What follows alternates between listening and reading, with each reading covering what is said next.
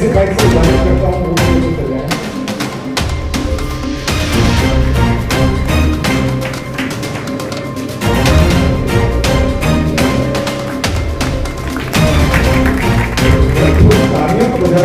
अलार साहब ने आज के इस अहम नशिस्त का इब्तिदा शम्मा फरोज़ी के जरिए किया। यूं कहने को तो शम्मा फरोज़ा हुई लेकिन यूं कहने को तो शम्मा फरोज़ा हुई लेकिन मोम के जिस्म में धागे का जिगर जलता है।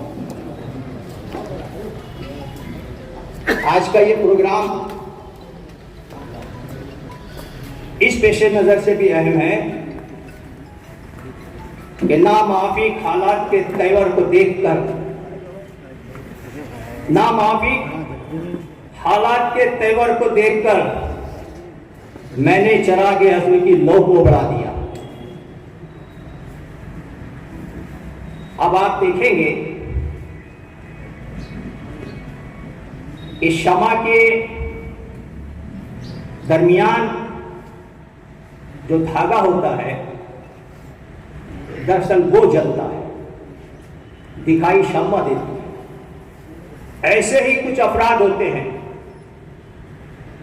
जो मुख्तलिफ मैदानों में, मुख्तलिफ शोबों में अपनी सलाहियतों का इस्तेमाल करते हुए कौम व मिल्लत के लिए, मुल्क के लिए, समाज के लिए कुछ कारनामे नुमाया अंजाम देते हैं।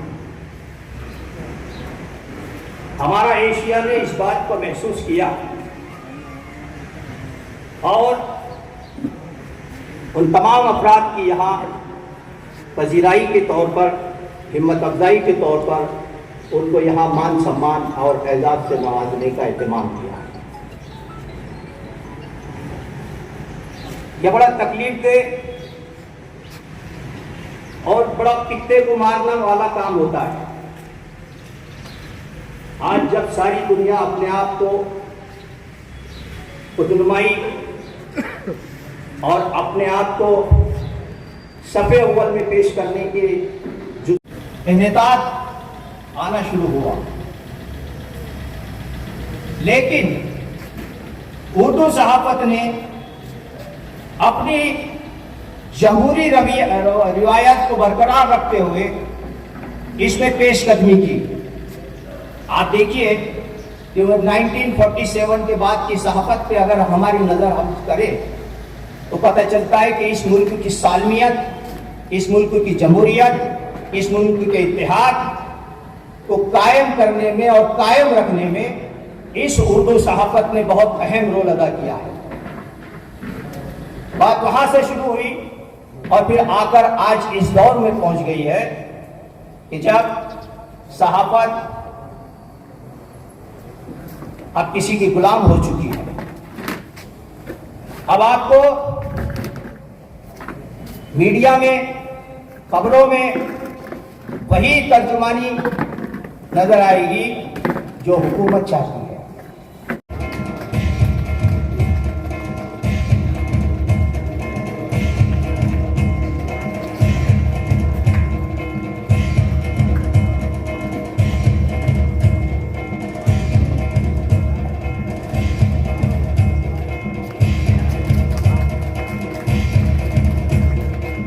अर्जन की ये रस्म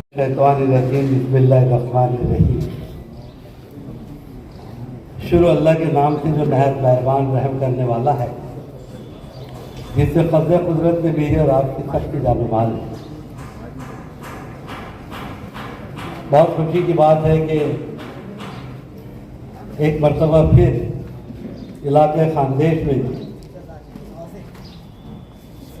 एशिया ग्रुप कहिए या हमारा एशिया कहिए या एशिया एक्सप्रेस कहिए, हिंदी का जो इनॉग्रेशन हुआ था औरंगाबाद में, मैं उसका गवाह हूँ। और जो उम्मीदें वाबिस्ता थी, अल्हम्दुलिल्लाह एशिया तो नहीं लेकिन हिंदुस्तान के बहुत सारे इलाकों में हमारा एशिया पहुँच रहा है।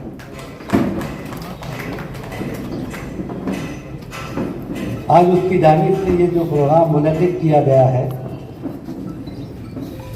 जिसमें मुख्तलिफ फील्ड में काम करने वाले उन जियालों का सम्मान किया जाएगा, उनकी हौसला अफजाई की जाएगी, जो सिर्फ आई लव मोहम्मद नहीं कहते बल्कि मोहम्मद सल्लल्लाहु अलैहि वसल्लम की सुन्नतों पे अमल करते हैं। ऐसे इस पाकीज़ा प्रोग्राम के सर अली जनाब मुस्तफा फारूक साहब, स्टेज पर बैठे हुए सभी हमारे 24 रतन, मैं नवरत्न नहीं कह रहा हूँ, हाँ थोड़ा मेरे सामने बैठे हुए हमारे बुजुर्गों, अवार्डी, हमारी अजीब माएँ बहनें, नौजवान साथी, अस्सलाम वालेकुम। मैं मुस्तफा फारूक साहब आपकी यहाँ की लोकल टीम को मुबारकबाद देता हूँ कि आप और हम परेशान हैं कि ये लोग बहुत दरगोल चले आ रहे हैं। इनको कॉन्फिडेंस नहीं था कि मौजूदा हालात में आपकी आमद पर हमारा एशिया का ये पाकीज़ा प्रोग्राम और लोगों में इतना उत्साह कि हाजी साहब आपकी पूरी स्कूल खाली होगी, कुर्सियाँ कम पड़ेगी, ये कामयाब प्रोग्राम की मैं इनको मुबारकबाद देता हूँ।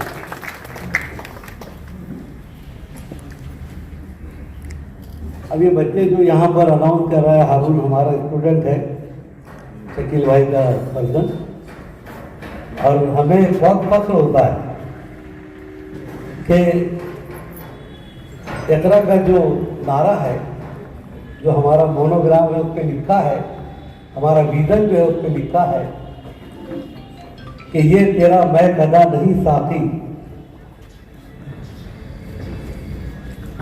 ये मदरसा है तेरा मैं कदा नहीं साकी, यहाँ की खाद से इंसान बनाए जाते हैं। हम ग्रेजुएट नहीं बनाते, हम पोस्ट ग्रेजुएट नहीं बनाते, हम डॉक्टर्स नहीं बनाते, हम टीचर्स नहीं बनाते, बल्कि उसके रूप में एक ऐसे इंसान बनाते हैं जो ज़माने में जाकर लोगों की खिदमत करे, आइडियल इंसान बन के लोगों के सामने आए। जब ऐसे लोगों को देखते हैं तो तबीयत खुश होती है कि मरने से पहले इतना सुकून बहुत कम लोगों को नसीब होता है। रहा सवाल पत्थरों का, और शुरू में जो तकलीफ हुई थी उसका जिक्र किया हारून ने, लेकिन हारून अगर ये सिलसिला शुरू में ही रहता और बाद में नहीं होता तो फिर इसका मतलब कुछ काम ही नहीं कर रहा। आज भी सिलसिला जारी है, जहाँ पर हुजूर की उम्मत हर इलाके में मौजूद है, हर 5वां आदमी को मारने वाला है। अल्हम्दुलिल्लाह अब्दुल्ला बिन उबई की औलादी भी हर मोहल्ले गांव के अंदर मौजूद है, और वो नहीं रहेंगे तो काम ही नहीं होगा ना। अगर हम बादशाहती करते रहेंगे तो फिर इनकलाब नहीं आएगा। पानी तो जरूर आ रहा है, अल्लाह पूरे महाराष्ट्र की हिफाजत करे। बहुत बुरे हालात है, हर तरफ पानी पानी, गांव के गांव बह के जा रहे हैं, गांव के गांव।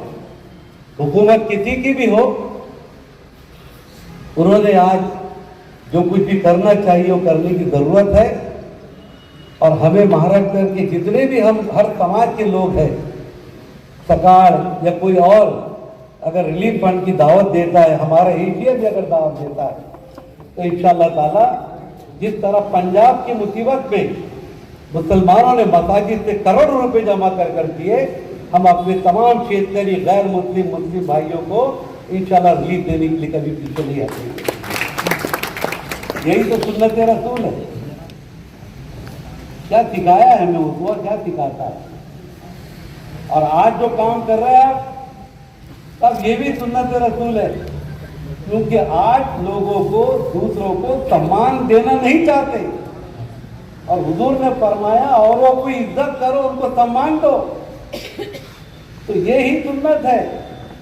हम दूसरों को सम्मान अगर देंगे तो अल्लाह की सुन्नत है, वो हमको भी और आपको भी सम्मान देगा। तोड़ने वाली सोच की जरूरत है, और मुल्क अगर भी टूटा भी था तो तोड़ने वालों ने तोड़ा था। भारत में रहने वाले मुसलमान इस बात के साक्ष्य हैं कि वो तोड़ने वालों के शरीक नहीं थे, वरना यहाँ नहीं होते। वो यहाँ है इसका मतलब ये है कि भारत के साथ थे, भारत के साथ हैं, भारत के साथ रहेंगे। लेकिन ये है कि उनको ये रिकग्नाइज करना कि वो भारतीय है, ऐसा कम होता है, ऐसा कम होता है। सिंपल सी मालेगांव की मिसाल दे, सिर्फ एक तना मालेगांव नहीं है, इंडस्ट्री भारत में कई जगह है, लेकिन वो सारी मेहनत करता है मुसलमान, और उसकी बालाई और मलाई कोई और खाता है, खाए। हम जिंदा हैं, जिंदा रहेंगे। लेकिन सवाल ये है कि ये जो सिचुएशन है वल्नरेबिलिटी, तो इसमें मीडिया में अगर कोई उर्दू जानता है, अंसार साहब ने कहा कि 200 साल पहले जब उर्दू सहाफत थी, जर्नलिज्म, तो नॉन मुस्लिम भाइयों के पास थी, इसलिए कि उनकी भाषा उर्दू थी। उर्दू मुसलमानों की लैंग्वेज नहीं है, भारत की लैंग्वेज। तो सब उर्दू बोलते थे, तो मालिक नॉन मुस्लिम थे। अब उर्दू को मंसूब कर दिया गया है मुसलमानों से, और अब नई डिबेट ये चल रही है कि जो हिंदी चैनल है उसमें उर्दू के वर्ड्स क्यों आते हैं। तो ये जो नफरत की और तकसीम की मानसिकता है, ये देश को डेवलप और मुस्तहकम नहीं कर पाती, उसको वीकन करती है।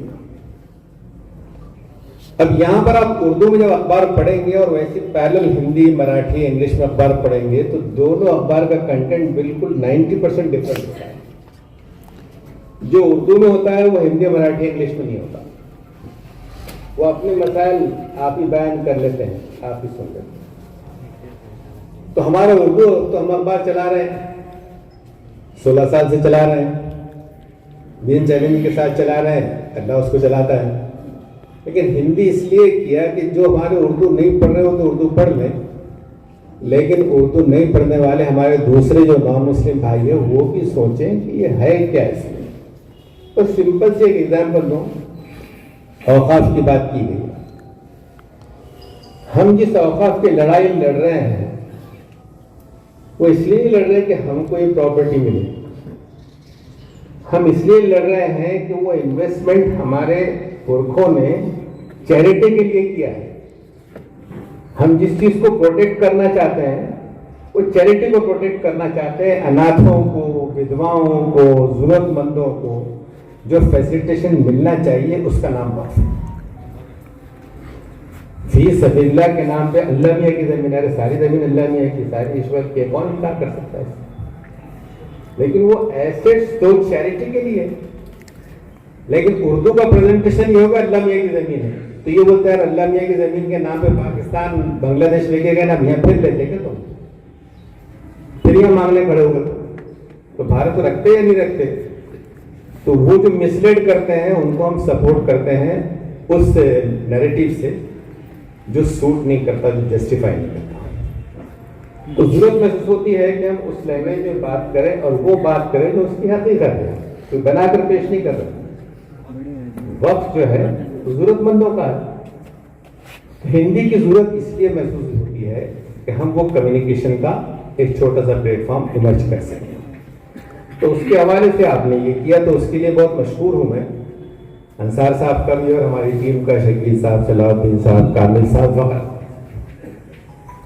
लेकिन आखिर में चूंकि ये प्रोग्राम टीचर्स का है तो उनसे मैं 1-2 मिनट में कुछ रिक्वेस्ट करके बात को समेट लेता हूँ।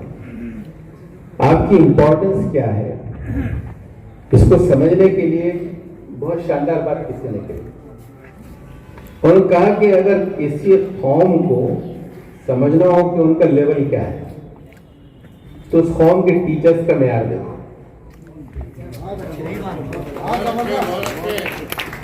टीचर्स के मेयार से कौम का मेयार तय हो जाएगा।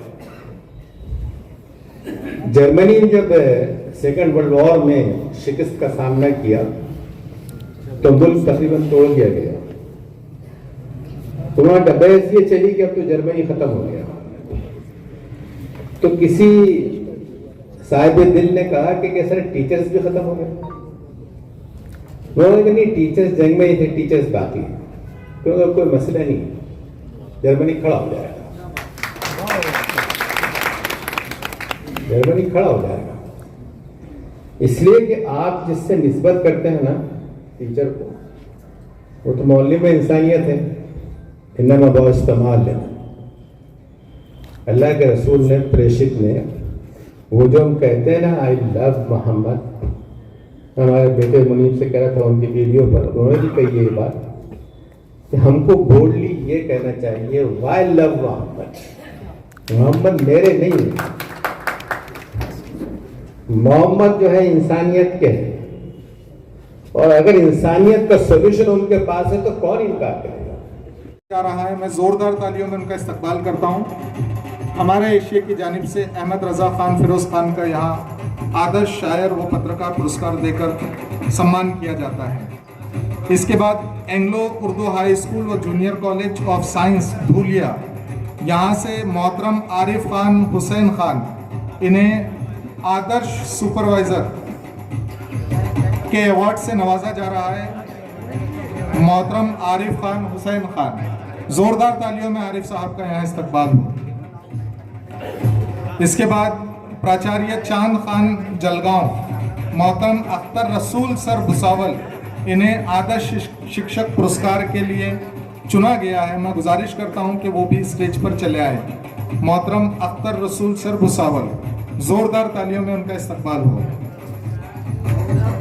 यार थोड़ी तालियां तो बजा दे कि अपने नंबर का इंतजार कर रहे हैं, थोड़ी तालियां बजाते रहें। इसके बाद निदेशक खानदेश क्लिनिकल प्रयोगशाला रावेर, यहाँ से शेख शोएब शेख रशीद साहब को आदर्श वैद्यकीय सेवा के लिए मुंतखब किया गया है। मैं शेख शोएब साहब से गुजारिश करता हूँ कि वो चले आए और हमारा एशिया की जानिब से जो अवार्ड उन्हें दिया जा रहा है वो हासिल करें। उसके बाद ग्रेडेड मुख्याध्यापक जिला परिषद उर्दू शाला नाचन खेड़ा तालुका जामनेर, यहाँ से शेख आसिफ अहमद ताज मोहम्मद, इन्हें आदर्श शिक्षक पुरस्कार के लिए मुंतखब किया गया है। उनसे गुजारिश है कि वो भी चले आएं। शेख आसिफ अहमद ताज मोहम्मद। इसके बाद अब्दुल कयूम देशमुख नगर जलगांव, यहाँ से मोहतरम सईद पटेल साहब को आदर्श पत्रकार पुरस्कार के लिए मुंतखब किया गया है। इनसे भी गुजारिश है कि वो भी चले आएं और अपना एजाज़ हासिल करें। ज़ोरदार तालियां होनी चाहिए। इसके बाद जो है सईद पटेल साहब से गुजारिश है कि वो चले आएं।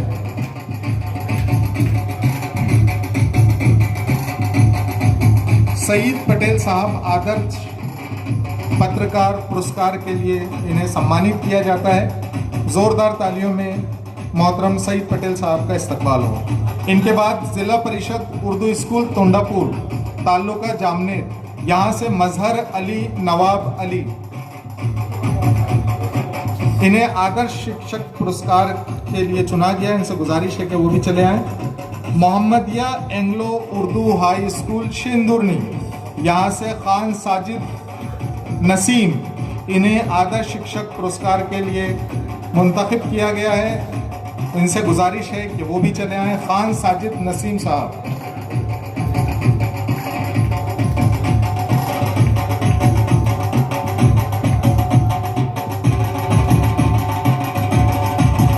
खान साजिद नसीम साहब, इन्हें आदर्श शिक्षक पुरस्कार से नवाजा जा रहा है। पुरस्कार देकर उनका यहाँ जोरदार तालियों में इस्तकबाल करेंगे। मैं चाहता हूँ कि शकील असगर साहब का जोरदार तालियों में इस्तकबाल हो।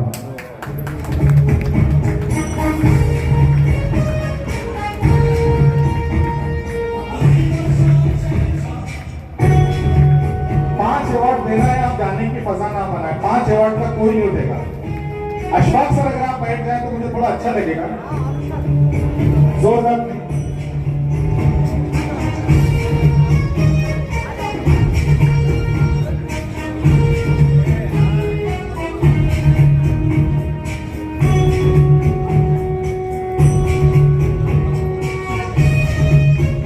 मैं जानता हूं, मैंने आपका नाम क्यों लिया। आप बखूबी जानते हैं किसी के जेब से पैसा निकालना कितना कठिन काम है।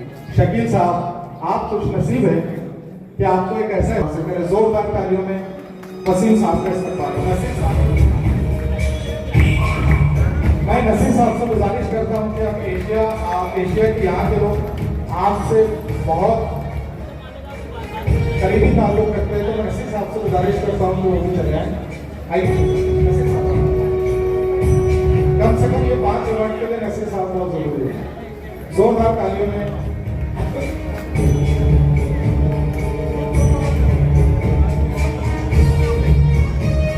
उसी के साथ साथ दीप साहब से कि वो आए और आदर्श सम्मान इस समारोह में हमारे एशिया की जानिब से सर्वश्रेष्ठ प्रतिनिधि पुरस्कार हासिल करें। जोरदार तालियों में इस्तकबाल।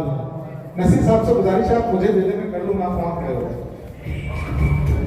करीम सर, मैं नसीर साहब का इसलिए नाम ले रहा हूँ, ये नाम बिहाइंड द कर्टन काम करने वाला है, तो जोर आने दीजिए। कुर्बान साहब, जोरदार तालियां रुकनी चाहिए 5-7 अवार्ड के लिए, जोरदार तालियां होनी चाहिए। इसके बाद फैजपुर से शेख कामिल साहब को भी सर्वश्रेष्ठ प्रतिनिधि पुरस्कार के लिए चुना गया है, जो हमारे एशिया के बहुत ही मोहरे ग्रुप में हैं। उनसे भी गुजारिश है कि वो अपना अवार्ड हासिल करें। कामिल भाई का जोरदार तालियों में इस्तकबाल। कामिल भाई का जोरदार तालियों में इस्तकबाल। अरे यार तालियां तो बजा दो, आपका अवार्ड हो गया। जोर खाने का भी नजर दिया गया है, थोड़ी तालियां बजाते हुए सही बात है, 2 दिन अवार्ड हो जाते हैं।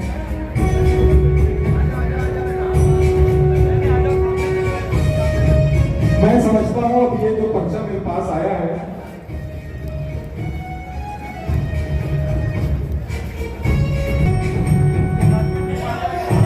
रावेर में एशिया की जो नुमाइंदगी कर रहे हैं रेहान साहब, रावेर एशिया की नुमाइंदगी कर रहे हैं रावेर साहब, रावेर से रेहान साहब, इन्हें आदर्श समाज सेवक पुरस्कार से अवार्ड से नवाजा जा रहा है। उनसे गुजारिश है कि रेहान साहब भी चले आए। इमरान खान साहब को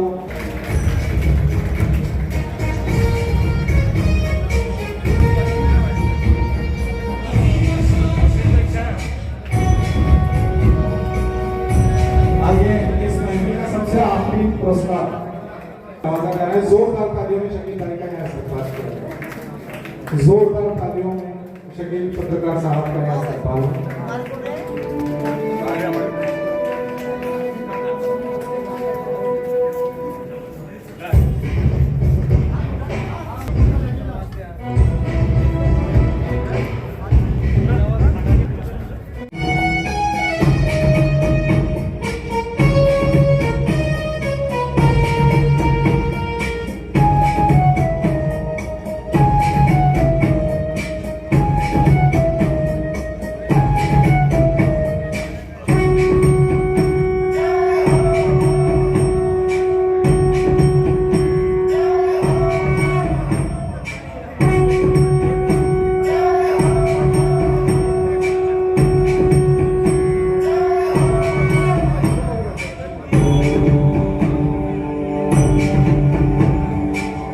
अस्सलामुअलैकुम, मैं professor Arif Khan Hussain Khan, Anglo Urdu high school and junior college of science Dhulia, इस कॉलेज में मैं सुपरवाइज़र इस पद पर कायम स्वरूपी काम कर रहा हूँ।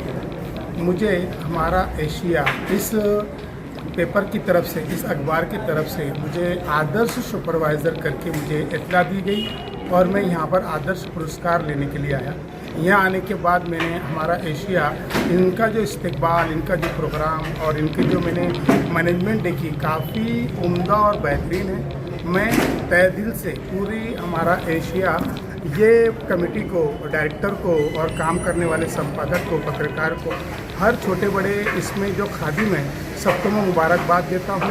और उन्हें मैं ये मुबारकबाद देने के साथ साथ ये भी कहना चाहता हूँ कि वो हर साल टीचरों के लिए, समाज सेवकों के लिए तहजीबी अदबी प्रोग्राम करें, ताकि इस फील्ड में काम करने वाले जो लोग हैं उनको सलाहियतें मिलें और वो अपनी इन सलाहियतों को, अगर उनको हमारा एशिया की तरफ से हर साल ऐसे अवार्ड मिलते हैं तो उनको काम करने में जज्बा पैदा होगा। और मैं राज्य पुरस्कार, डिस्ट्रिक्ट पुरस्कार और अब मुझे यहाँ पर सुपरवाइज़र पुरस्कार मिला, तो मैं आखिर में हमारा एशिया इस अखबार का तहे दिल से शुक्रगुजार हूँ।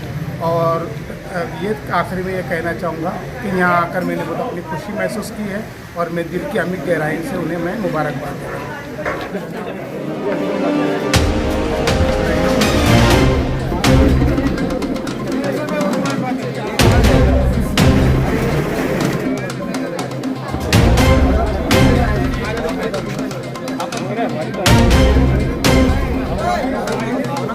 है।